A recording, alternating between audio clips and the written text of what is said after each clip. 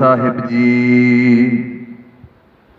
सुने ईश्वर ब्रह्मा इंद, सुने मुख सलाहन मंद। सुने जोग जुगत तन भेद, सुने शास्त्र सिमरत वेद। नानक भगतां सदा विकास, सुने दुख पाप का नाश।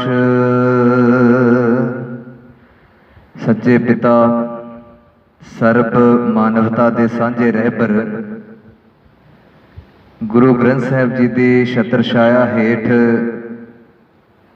आपां सबना ने पावन पवित्र तुरकी बाणी श्री जपजी साहिब जी का यह पाठ यह शब्द सरवण किया।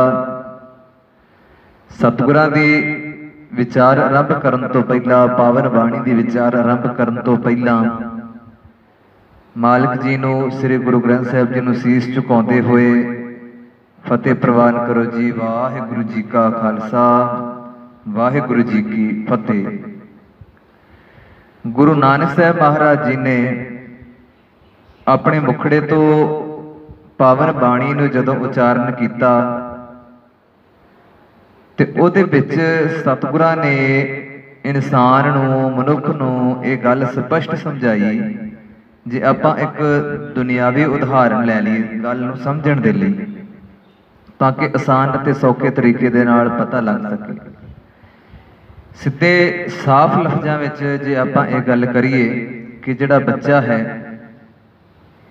जे वो माँ दे कोल पिता दे कोल रहेगा तो उहदी एक परवरिश बहुत वधिया तरीके दे नाल कीती जावेगी, क्योंकि उहनूं खाण दे वास्ते वधिया खाना दिता जाएगा, पहनण दे वास्ते वधिया कपड़े दिते जाणगे, पढ़न दे वास्ते माता पिता की कोशिश होगी कि इनू वधिया स्कूल दे विच पढ़ा के किसी वधिया अहुदे ते इनू नौकरी ते लवाया जाए, क्योंकि वो माँ अते बाप की सरप्रस्ती हेठ उहदा पालन पोषण हो रहा है, फिक्र करते हैं माता पिता।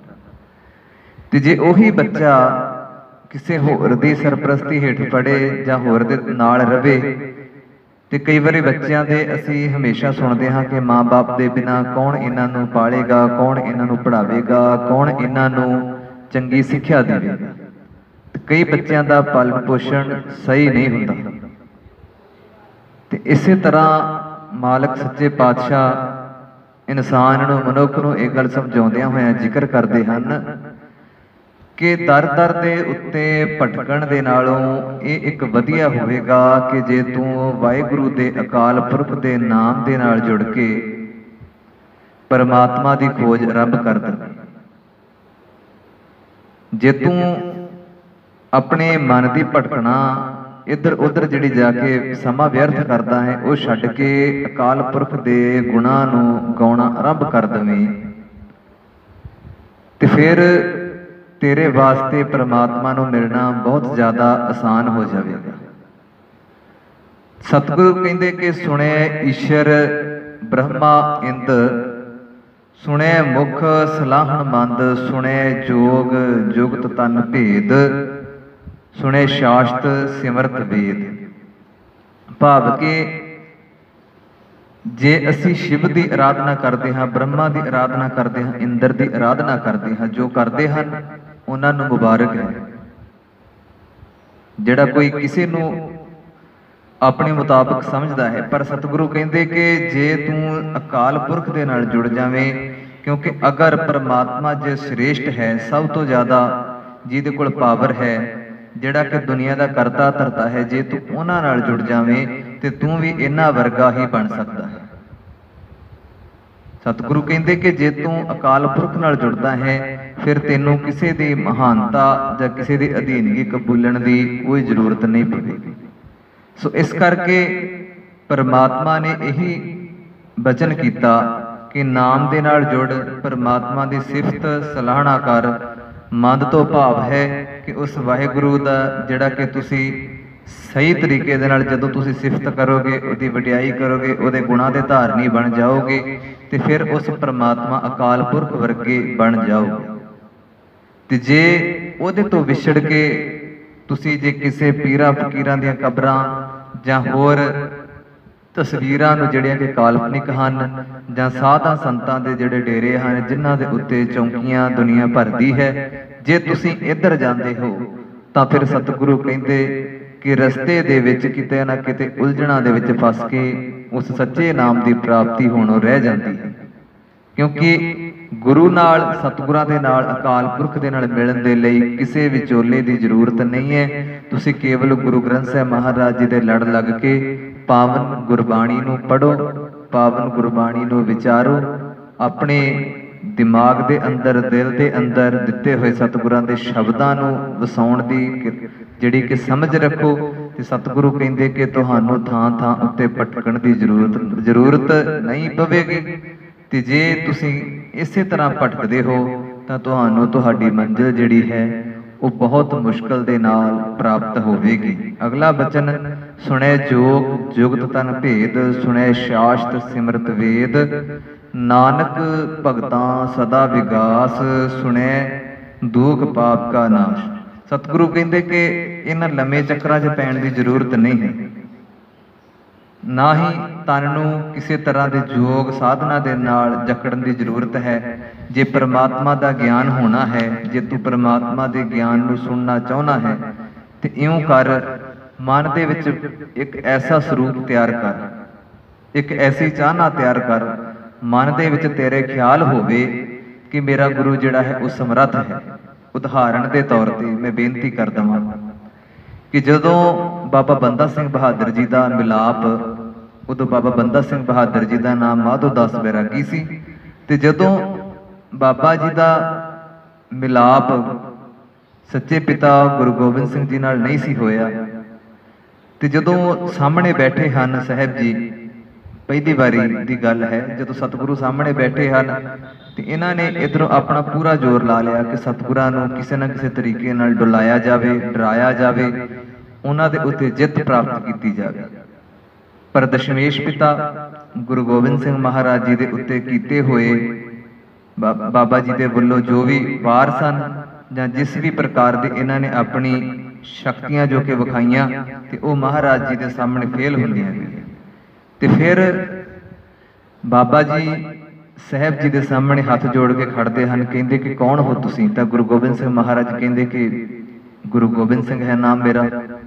ਤੇ ਸਤਿਗੁਰੂ ਕਹਿਣ ਲੱਗੇ ਕਿ ਜੋ ਤੂੰ ਕਰਦਾ ਪਿਆ ਇਹਦੇ ਨਾਲ ਚੰਗਾ ਇਹੋ ਹੋਵੇਗਾ ਕਿ ਜੇ ਤੁਸੀਂ ਉਸ ਅਕਾਲ ਪੁਰਖ ਪਰਮਾਤਮਾ ਦੇ ਦਿੱਤੇ ਹੋਏ ਜਿਹੜੇ ਅਸੂਲ ਹਨ ਉਹਨਾਂ ਨੂੰ ਧਾਰਨੀ ਕਰਕੇ ਜ਼ਿੰਦਗੀ ਦੇ ਵਿੱਚ ਅਪਣਾ ਕੇ ਉਹਨਾਂ ਦੇ ਮੁਤਾਬਕ ਜਿਉਣਾ ਆਰੰਭ ਕਰ ਦਿਓ। ਅੰਮ੍ਰਿਤ ਦੀ ਜੋ ਦਾਤ ਹੈ ਉਹਨੂੰ ਪਾਨ ਕਰੋ, ਅੰਮ੍ਰਿਤ ਛਕੋ, ਗੁਰੂ ਵਾਲੇ ਬਣੋ, ਤਾਂ ਕਿ ਜੋ ਤੁਹਾਨੂੰ ਪਤਾ ਲੱਗ ਸਕੇ ਕਿ ਸਤਿਗੁਰਾਂ ਦਾ, ਗੁਰੂ ਨਾਨਕ ਦੇ ਘਰ ਦੇ ਅਸੂਲ ਕੀ ਹਨ, ਗੁਰੂ ਨਾਨਕ ਸਾਹਿਬ ਕੀ ਹਨ, ਕੀ ਕਹਿੰਦੇ ਹਨ, ਗੁਰਬਾਣੀ ਕੀ ਕਹਿੰਦੀ ਹੈ। ਤੇ ਜਦੋਂ ਸਤਿਗੁਰਾਂ ਦੇ ਨਾਲ ਬਚਨ ਬਿਲਾਸ ਹੋਏ ਤੇ ਬਾਬਾ ਜੀ ਨੇ ਆਪਣੇ ਆਪ ਨੂੰ ਭੇਟ ਗੁਰੂ ਗੋਬਿੰਦ ਸਿੰਘ ਜੀ ਦੇ ਹਵਾਲੇ ਕਰ ਦਿੱਤਾ। ਕਹਿਣ ਲੱਗੇ ਸੱਚੇ ਪਾਤਸ਼ਾਹ, ਇਸ ਸਰੀਰ ਤੇ ਤੁਹਾਡਾ ਬਣ ਹੀ ਚੁੱਕਿਆ ਹੈ ਅਤੇ ਮਨ ਵੀ ਹੁਣ ਤੁਹਾਡੇ ਚਰਨਾਂ ਦੇ ਵਿੱਚ ਹੈ। ਤੇ ਜਦੋਂ ਬਾਬਾ ਜੀ ਨੇ ਆਪਣੇ ਆਪ ਨੂੰ ਸਤਿਗੁਰਾਂ ਦੇ ਸਾਹਮਣੇ ਭੇਟ ਕੀਤਾ ਤੇ ਮਨ ਇੱਕਦਮ ਖਿੜਿਆ ਹੋਇਆ ਸੀ, ਪਤਾ ਲੱਗ ਗਿਆ ਕਿ ਸੱਚੇ ਗੁਰੂ ਦੀ ਪ੍ਰਾਪਤੀ ਹੋ ਗਈ ਹੈ, ਭਟਕਣਾ ਜਿਹੜੀਆਂ ਸਨ ਉਹ ਖਤਮ ਹੋ ਗਈਆਂ ਸਨ।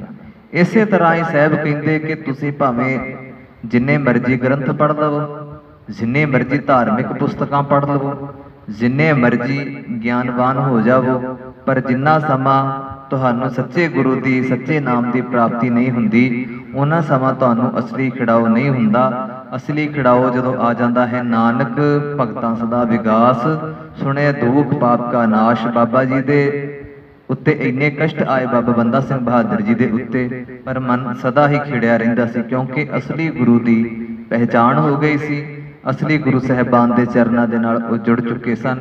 ਗੁਰੂ ਗੋਬਿੰਦ ਸਿੰਘ ਮਹਾਰਾਜ ਜੀ ਦੇ ਚਰਨਾਂ ਨਾਲ ਜੁੜੇ ਤੇ ਮੁਕਤੀ ਵੀ ਪ੍ਰਾਪਤ ਕੀਤੀ, ਤੇ ਸਤਿਗੁਰਾਂ ਦੇ ਦੱਸੇ ਹੋਏ ਅਸੂਲਾਂ ਨੂੰ, ਦੱਸੇ ਹੋਏ ਨਿਯਮਾਂ ਨੂੰ ਧਾਰਨ ਵੀ ਕੀਤਾ, ਤੇ ਮਨ ਸਦਾ ਹੀ ਖਿੜਿਆ ਰਹਿੰਦਾ ਸੀ। ਕਿੰਨੇ ਸਰੀਰਕ ਕਸ਼ਟ ਵੀ ਸਹਿਣੇ ਪਏ, ਪਰ ਫਿਰ ਵੀ ਸਤਿਗੁਰਾਂ ਦੇ ਦਿੱਤੇ ਹੋਏ ਬਚਨਾਂ ਤੇ ਚੱਲੇ।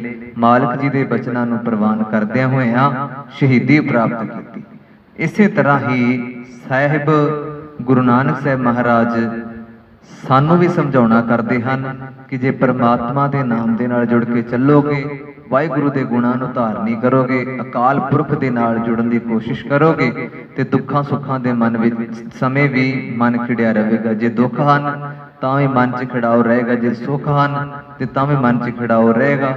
ਮਨ ਸਦਾ ਸੁਖੀ ਰਹੇਗਾ ਤੇ ਕਦੇ ਵੀ ਵਾਹਿਗੁਰੂ ਦੇ ਪ੍ਰਤੀ, ਪ੍ਰਮਾਤਮਾ ਦੇ ਪ੍ਰਤੀ, ਅਕਾਲ ਪੁਰਖ ਦੇ ਪ੍ਰਤੀ ਤੁਹਾਡੀ ਸ਼ਿਕਾਇਤ ਨਹੀਂ ਹੋਵੇਗੀ। ਕਦੇ ਤੁਸੀਂ ਸਤਿਗੁਰੂ ਨੂੰ ਇਹ ਨਹੀਂ ਕਹੋਗੇ ਕਿ ਇਹ ਚੰਗਾ ਹੋ ਗਿਆ ਤੇ ਉਹ ਮਾੜਾ ਹੋ ਗਿਆ। ਸਦਾ ਹੀ ਤੁਸੀਂ ਉਹਦੇ ਗੁਣ ਗਾਓਗੇ। ਜਦੋਂ ਸਦਾ ਗੁਣ ਗਾਓਗੇ ਤੇ ਫਿਰ ਕੀ ਹੋਵੇਗਾ? ਇਹ ਲੋਕ ਸੁਖੀਏ ਪਰਲੋਕ ਸੁਹੇਲੇ। ਫਿਰ ਲੋਕ ਦੇ ਵਿੱਚ ਵੀ ਤੁਹਾਨੂੰ ਸੁੱਖ ਪ੍ਰਾਪਤ ਹੋਣਗੇ ਤੇ ਪਰਮਾਤਮਾ ਦੇ ਚਰਨਾਂ ਪਾਸ ਪਹੁੰਚ ਕੇ ਵੀ ਸੁੱਖਾਂ ਦਾ ਹੀ ਮੀਂਹ ਵਰਸੇਗਾ। ਸੋ ਸਤਿਗੁਰੂ ਕਹਿੰਦੇ ਕਿ ਇੱਧਰ ਉੱਧਰ ਭਟਕਣ ਦੀ ਬਜਾਏ ਅਕਾਲ ਪੁਰਖ ਦੇ ਚਰਨਾਂ ਨਾਲ ਜੁੜੋ। ਜਿਹੜਾ ਮਨੁੱਖ ਅਕਾਲ ਪੁਰਖ ਦੇ ਚਰਨਾਂ ਨਾਲ ਜੁੜਦਾ ਹੈ ਫਿਰ ਉਹ ਕਿਸੇ ਵੀ ਪ੍ਰਕਾਰ ਦੇ ਵਹਿਮ ਭਰਮ ਪਖੰਡ ਕਰਮ ਕਾਂਡ ਦੇ ਵਿੱਚ ਨਹੀਂ ਜੁੜੇਗਾ, ਕਿਉਂਕਿ ਉਹਨੂੰ ਪਤਾ ਹੁੰਦਾ ਹੈ ਕਿ ਮੇਰਾ ਜਿਹੜਾ ਸੰਪਰਕ ਹੈ ਉਹ ਉਸ ਪਾਵਰ ਦੇ ਨਾਲ ਹੋ ਗਿਆ ਹੈ, ਉਸ ਸ਼ਕਤੀ ਦੇ ਨਾਲ ਹੋ ਗਿਆ ਹੈ ਜਿਹੜੀ ਦੂਸਰਿਆਂ ਨੂੰ ਦਾਤਾਂ ਵੰਡਦੀ ਹੈ।